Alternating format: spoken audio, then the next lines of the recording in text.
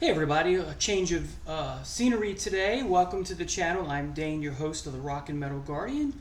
And today I'm going to talk about lightning in a bottle. And what I mean by that is bands and or artists whose debut album is the best in their discography. Let's jump right in. There's no order here. It's not a top 25. It's just a list of the ones that stand out the most in my mind. So let's go ahead and get started.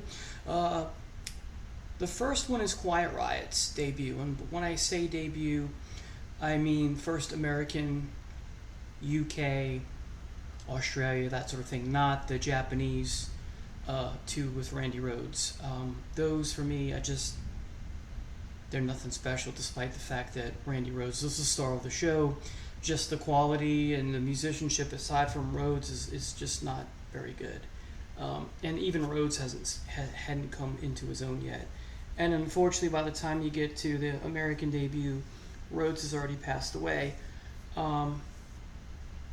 Hence the song Thunderbird at the end, the last song, which is a tribute to his memory and what he contributed to the world with respect to music and his life in general.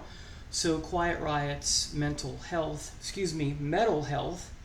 is, for me, an album that is great from start to finish. Once in a while I'll skip a song or two.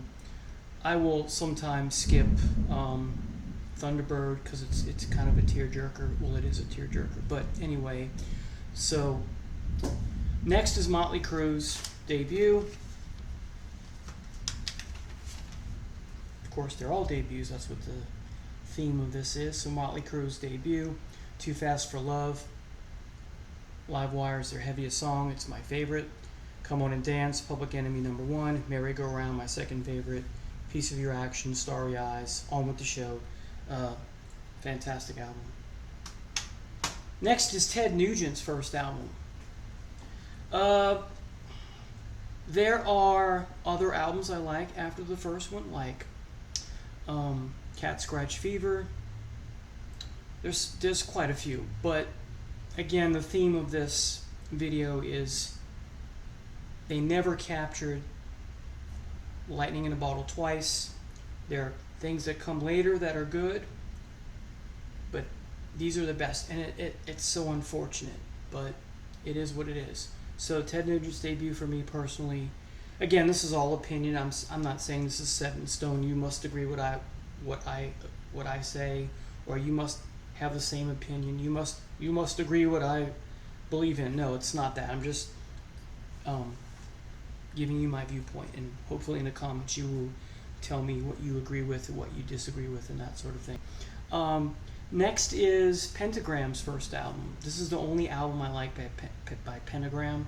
I remember hearing about, whether from critics or friends or whatnot, how great the album Sub Basement is. I got all excited and listened to it, and I was so disappointed. And there's nothing like that first Pentagram album, and I like that album from start to finish.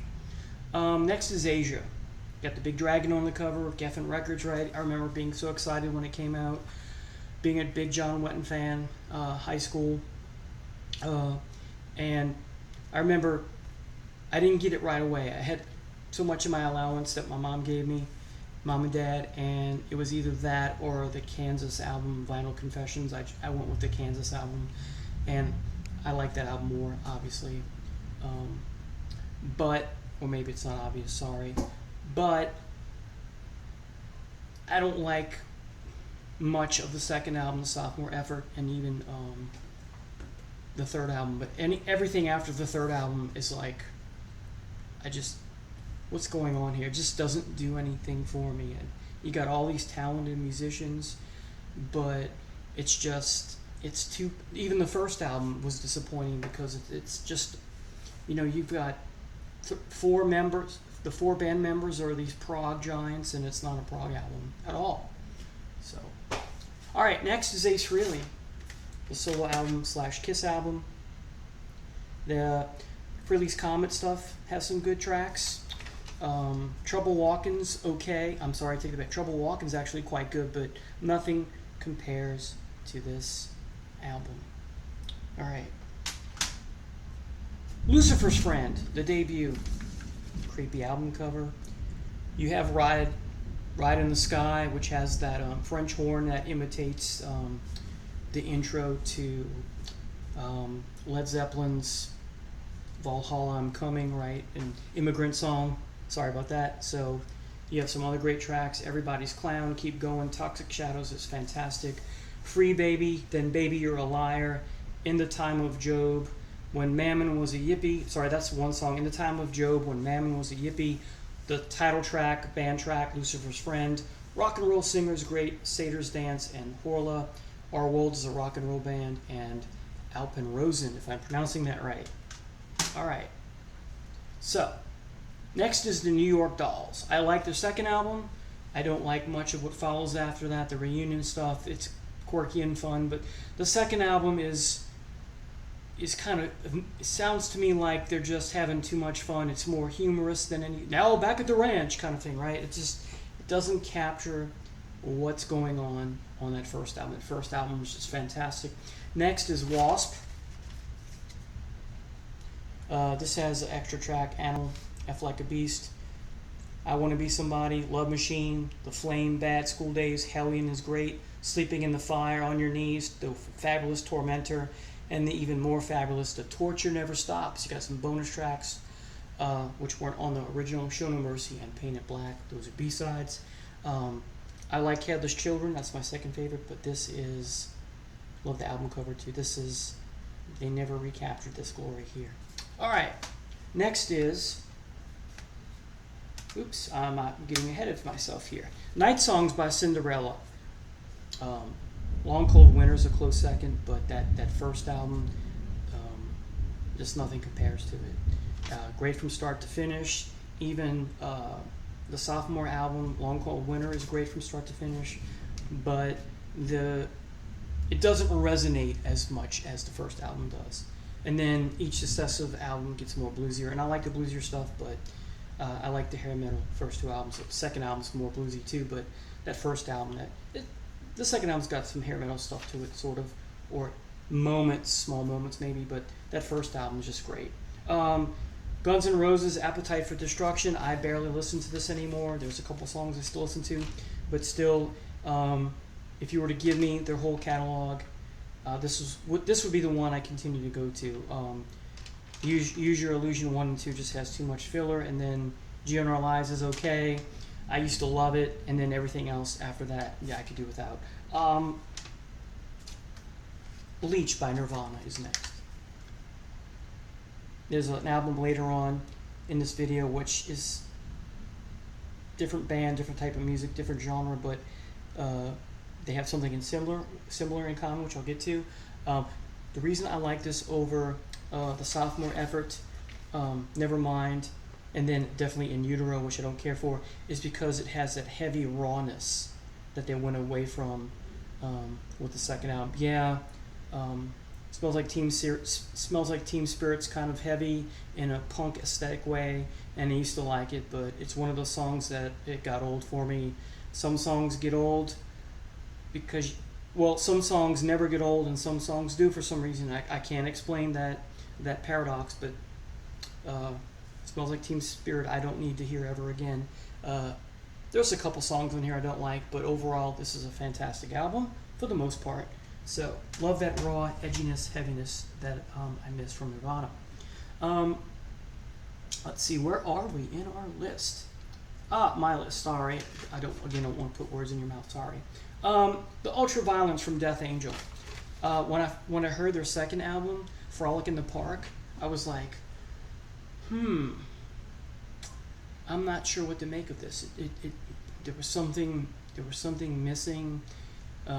That first album, The Ultraviolence, is just fantastic, and it's one of my top 30 thrash albums of all time. There's a video in the future, maybe. Next is Love You to Pieces from Lizzie Borden. They did a concept album. I can't remember the name of it. It's okay. I thought they got away from their vibe. What made this band great. The second album is okay. It's missing something. This album is phenomenal. Great debut. Right? MC5's Kick Out the Jams. Like the group Badger. Excuse me. They start with a live album, and maybe that was detrimental to their career. Who knows? Like the follow-up, the two that come after that, not so much. That live album is great. Perhaps one of the greatest live albums of all time, as a single live album, right?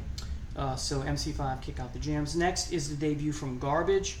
Great album from start to finish. And they just could not recapture the magic after that, in my opinion. All right, next is Roxy Music's debut. Roxy Music, same thing with all these. It's fantastic. It's their most glam sounding out. It's a glam album.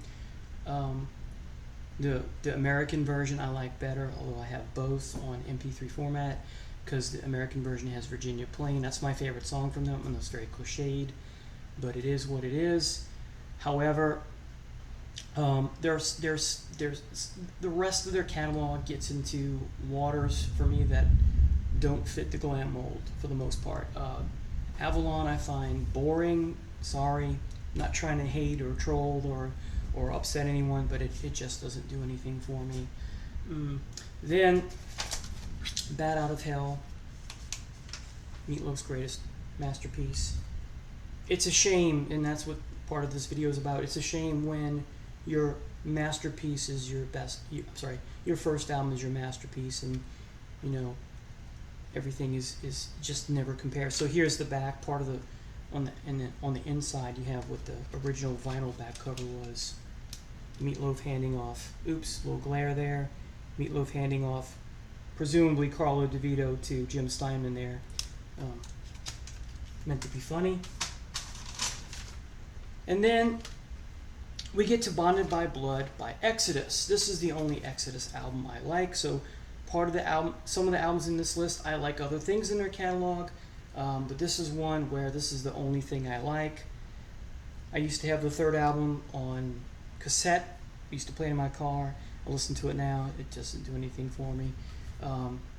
Bonded by Blood, the title track, or rather, it's the name of the band, Exodus. And then there were None, A Lesson in Violence, No Love. I'm not going to read all the tracks. Delivers Us to Evil, Strike of the Beast. This is a fantastic album. Don't know why they banned the original album cover with the conjoined Siamese, the conjoined twins, one evil, one good. I'm not sure what's offensive by that. There are more offensive album covers, but anyway, disappointed that this is the album cover I got when I bought it a while back. All right. Great White's first album. Heavy metal / hard rock, and then after that they get into the hair metal / glam thing. I love their appreciation for the band Mott the Hoople. They have two albums. One's called Once Bitten, and the follow-up to that is Twice Shy. I get the homage to that Mott the Hoople song, or rather Ian Hunter song, excuse me. But and I like some of their hair metal stuff, but there's nothing like that first album. It's heavier, and I prefer that. So, not always, but in this case I do. So I liked Great White's sound, their original sound, and then they changed. All right, next is Exciter's Heavy Metal Maniac. This is more than a smidge better than their follow-up, but I love their follow-up as well. That one is great. This one is excellent. Canadians, power trio, thrash metal, speed metal band. You got the Holocaust, Stand Up and Fight, Heavy Metal Maniac, the title track, Iron Dogs, which is fantastic. It has two speeds, fast and faster, because the second half it just repeats everything but at a faster speed. Mistress of Evil, Under Attack, Black Witch, Cry of the Banshee, Rising of the Dead, and you get some bonus tracks, World War III, Evil Sinner. There's some interviews on here, so this is great. Listen to that in the car all the time. All right, next is Nola from the New Orleans band Down. Remember listening to the follow-up, and it's so uneven. And in the live album by Down, when Phil introduces a song, the first song they're playing from the second album, he make, you guys didn't understand this album, and they launch into it, and it's funny and all and quirky. His interaction with the crowd, but he's right. A lot of us don't understand. I like parts of it, but there's parts of it that just you're like, what's going on here? What was the thought process in having such an uneven album? It doesn't work. Some things work, like Led Zeppelin 4 is a taste of different musical palettes, but here it just doesn't work. So um, for the second album, I mean, Nola is fantastic from start to finish. Next is the debut from the band Badlands, Jake E. Lee and company, Ray Gillen, right? I can't say enough good things about this album, and so many other people have as well. An underrated gem, a diamond in the rough. It's too bad that the second and third album just aren't up to snuff compared to the first. There's some good things there, but again, lightning in a bottle. And it's sad that Ray Gillen passed. Another person gone too fast. Very sad. All right, next is Manowar's Battle Hymns. You got Death Tone, Metal Days, Fast Taker, Shell Shock. A lot of these albums I'm showing you today, they have a song that's named after the band, right? Manowar, the fifth track, Dark Avenger, narration, from Orson Welles. He broke the law of the elders, so they plucked out his eyes, right? So forth and so forth. William's Tale. I thought that was so cool when I first got this on vinyl as a kid. I listen to William's Tale now, the bass solo, and I'm like, it doesn't do anything for me. It's kind of silly. And then the Great Battle Hymn. This is fantastic. Into Glory Ride is good, and Hail to England is good, and that's where I stopped. Those three albums. This is the best. This is the best of those three, and this is the best in their discography, if you ask me. I try to go back and listen to all the Manowar albums that have the mascot on the cover. He's got a sword in one hand and the hammer of Thor. I guess it's Excalibur and Mjolnir, right? And you have. I'm a big Greek mythology person. You got these epic tales about the Iliad and Odyssey, I guess, and Arthur, and I thought I'd like them. I don't. So anyway, and of course that album, which mimics or imitates Kiss's Destroyer, I thought was god awful.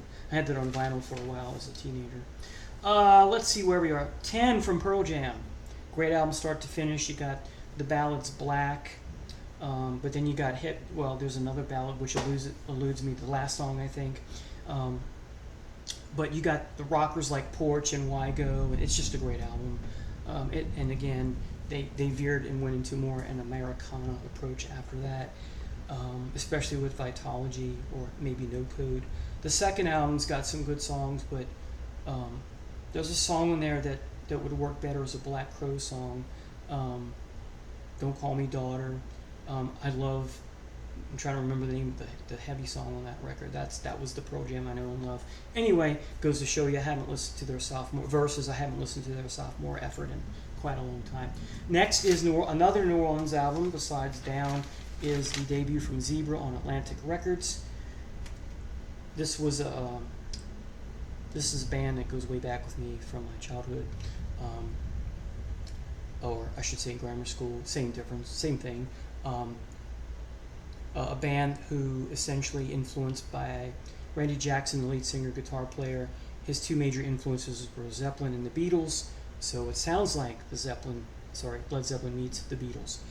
Tell Me What You Want, One More Chance, Slow Down. Beatles cover, right? A Beatles cover of a cover, right?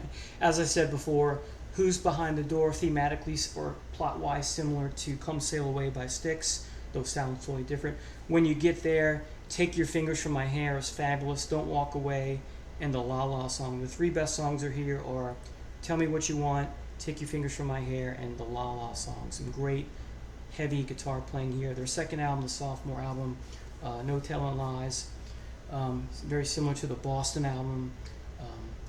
The first track, Wait Till the Summer's Gone, is the best song on the album, similar to Don't Look Back on Don't Look Back. So, and that's where the comparison ends. Totally different band. So Zebra's debut. Next is Chicago Transit Authority. I love Chicago 2 and Chicago 3 and some of the stuff that follows, but there's nothing like that first album. Chicago 2 is a smidge underneath Chicago Transit Authority. All right. Vincibus Eruptum by Blue Cheer. I like Outside Inside, or is it Inside Outside? it's very different, and I love it, but this I love even more. So Vince Viscerothy, you got Parchment Farm and their version of Summertime Blues, just perhaps the first album with distortion and that kind of thing. One of the first proto metal albums of all time. All right, Truth from Jeff Beck. I don't know why, but I don't care for Beck all that much, and this one is just fabulous. Shapes of Things is my favorite album on here. It's interesting. Got a picture of Jeff Beck here. It kind of looks like Julian Turner, if you ask me. Anyway, Shapes of Things, Let Me Love You, Morning Dew is fabulous. Their version of You Shook Me, different from Zeppelin's. Old Man River, Green Sleeves, Rock My Plum Soul, Beck's Bolero, Blues Deluxe, I Ain't Superstitious, and then you got some bonus tracks. I've Been Drinking is quite cool. All right. Next is Climbing from Mountain. This is an album that's great from start to finish. Nantucket Sleigh Ride I thought was disappointing. There's like 3 songs in that I like. That's blasphemous, but Can't Help the Way I Feel. This album is just so heavy in parts and bluesy in parts. Heavy bluesy in parts, right? There's some Hammond organ that reminds me of Uriah Heep's Ken Hensley. So there you have it.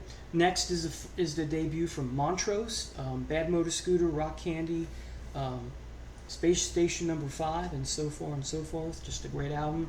This is perhaps this is, in my opinion, not only Montrose's best album, it is also Sammy Hagar at his best, which is unfortunate. Now, there's some great stuff that follows, but this is well and above beyond great. It's a masterpiece.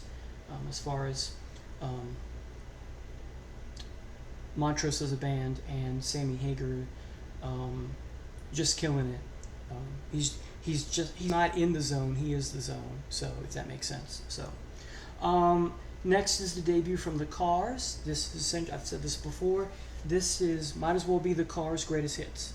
There's some hits that come after that are good on different albums, but this could be they could re-release this, and aliens come down and you give it to them. This is the Cars' greatest hits. Right. Next is Bad Company's debut. I like the follow-up quite a bit. Straight Shooter, but man, this is just where it's at for me personally. Talk about someone being in the zone, or all 4 members of the band being in the zone. All right. Van Halen's debut. You got the 4 Corners, great album cover, right? That so many other bands modeled afterwards, and except for Ice Cream Man, and there's another song, I can't remember what it is off the top of my head, but there are 2 songs I don't care for, but besides that, it's great. It's just, there's nothing, I would say Fair Warning comes close, but not quite close enough. I'm sorry, that came out wrong. Fair Warning comes close, but it's like horseshoes and hand grenades, right?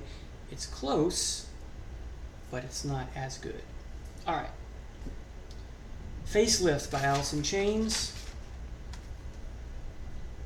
This, to me, doesn't have a grunge feel. The grunge, it's like punk rock. Grunge is a era or a movement. It's not a genre. At least that's what I believe. Feel free to disagree in the comments.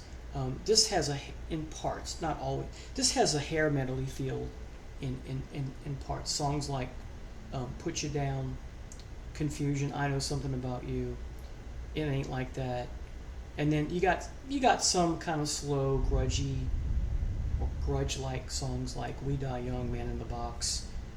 The first 4 songs, "Sea of Sorrow," "Bleed the Freak," I can't. Okay, the first 5 songs, but then you get into the ballad "Love Hate Love," and then you get some more up-tempo stuff. I don't know. It just doesn't have a total grunge feel. Anyway, so this is a fabulous album. Besides, the album cover is kind of sucky. All right. I'll talk about this one all the time on the channel. Holy Diver. I like the follow-up to this quite a bit. Not as good. I like Strange Highways. Not as good. I like Lock Up the Wolves. Not as good. I like Sacred Heart. It's mediocre, but it's got some decent tracks. Dream Evil's like Sacred Heart's got some. It's problem with Dream Evil. It's too hair metal-y for Dio. but that's the sign of the times. Anyway, and I understand trying to experiment, but this is where it's at. All right. And here's what I was referring to earlier with Nirvana. Metallica's Kill 'Em All. It has that rawness. That's where the similarity between this and Bleach by Nirvana ends. It's not polished. It's, you know, not on a major label, hence the rawness. It's just got, this is a pure thrash metal album. It's fabulous. Now, the 3 albums that follow have thrashy elements, but this is pure thrash from start to finish. My favorite Metallica album. All right. And finally, not finally, second to last, Heart's Dreamboat Annie. There's some great stuff that follows, but this is the only Heart album for me personally that's great from start to finish. This is the one that resonates with me the most. You got Magic Man, you have Crazy on You, you have the title track and the reprise. Just fabulous. Everything on here for me clicks. Now, when you get into Little Queen, you have Barracuda, and when you get to Dog and Butterfly, you have Dog and Butterfly and Mr. Wind. Those are fabulous songs, but there's nothing like this debut. Again, lightning in a bottle. And finally, the debut from Boston. And I remember having this on vinyl as a kid and reading the back, and the motif repeated in the liner notes was, listen to the record, right? This is an album I listen to all the time. This is one of my previous one of my first videos on this channel. One of my favorite albums of all time. And it's too bad that the second album, Don't Look Back, has The Killer, Don't Look Back on it, and some other good songs, but it just doesn't compare to this. And Third Stage comes out so late in you know, this is what, 6 or 7 or 8 years after the second album. We had to wait for that because of the lawsuit, breach of contract, because Tom Scholz decided to do some more inventing and stuff. And anyway, so there you have it, everybody. This is 30 or 40 of lightning in a bottle albums by bands whose debut album is their best in their discography, unfortunately. But fortunately, we have them and they're great. So it's a blessing and a curse. So thanks for watching. Please post in your comments any albums that you disagree with, that you think something later came out that was better, or if you think I missed something, go ahead and click the notification button so you'll be apprised of all upcoming videos. And don't forget to hit the like and subscribe button. Thank you so much for watching. Have a blessed day. Take care now.